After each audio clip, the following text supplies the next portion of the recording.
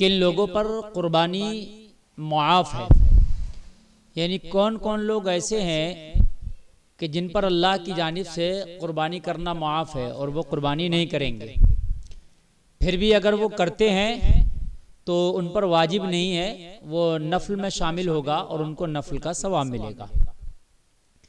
देखिए मुअज़्ज़ज़ सामीईन हज़रात, कुर्बानी अल्लाह को खुश करने का एक ज़रिया है।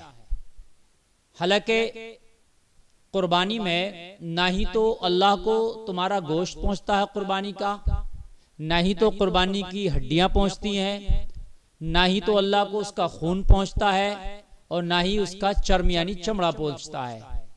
अल्लाह रब्बुल इज़्ज़त की बारगाह में जो पहुंचती है वो तुम्हारी नीयत है, सिर्फ और सिर्फ नीयत। अल्लाह तुम्हारी नीयतों को कबूल करता है। कुरान में ना फस्सल्लि लिरब्बिका वन्हर, अपने रब के लिए कुर्बानी करो, अपने रब के।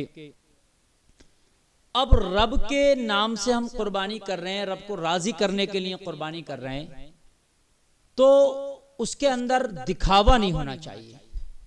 बहुत से लोग कुर्बानी में दिखावा बहुत करते हैं, मेरा जानवर सबसे अच्छा है, या मेरा जानवर देखो बहुत ज्यादा कीमती है, तो पूरे महल्ले पूरे खानदान में उसकी कीमत बताए घूमता है कि मेरे जानवर सबसे ज्यादा कीमती है। किसी को दिखाना मकसद ना हो, रियाकारी मकसद ना हो, अल्लाह की खुशनूदी मकसद हो। कितने का जानवर लाए हो आप, कितने का ना लाए हो, इसका वजाहत करना, एडवर्टाइज करना, लोगों में जाहिर करना ये जरूरी नहीं है, बल्कि इससे गुरेज करना चाहिए। आप जानवर खरीद के लाए, खूबसूरत होना चाहिए, फरबा होना चाहिए, अच्छा होना चाहिए, लेकिन वो नुमाइश के लिए ना हो, वो लोगों में बढ़तरी हासिल करने के लिए ना हो, वो नामो नमूद की खातिर ना हो और अपने नफ्स के लिए ना हो। क्योंकि अल्लाह जो है वो सिर्फ तुम्हारी नियतों को देखता है। तो नियत मुखलिस होना चाहिए, सिर्फ अल्लाह और उसके रसूल की रिजा के लिए हम ये काम कर रहे हैं, नियत में ये काम होना चाहिए। वरना तो आम तौर से देखा जाता है जो कुर्बानी का जानवर बहुत से उसको बहुत घुमाते हैं, फिर उसकी सेल्फी लेते हैं, फिर उसकी सेल्फी लेके व्हाट्सएप और फेसबुक और ट्विटर वगैरह पे उसको जो है अपलोड करते हैं, देखो मेरी कुर्बानी का ये जानवर है।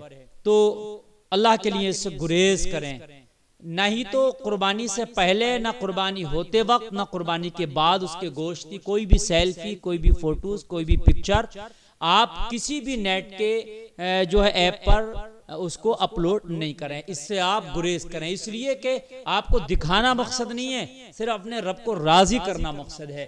तो रब दिखाने से नहीं राजी होता, रब तो छिपाने से राजी होता है।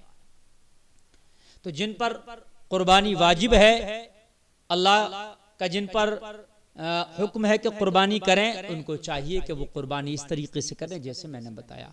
लेकिन 3 लोग वो हैं कि जिन पर कुर्बानी करना लाजिम नहीं, जिन पर कुर्बानी वाजिब नहीं।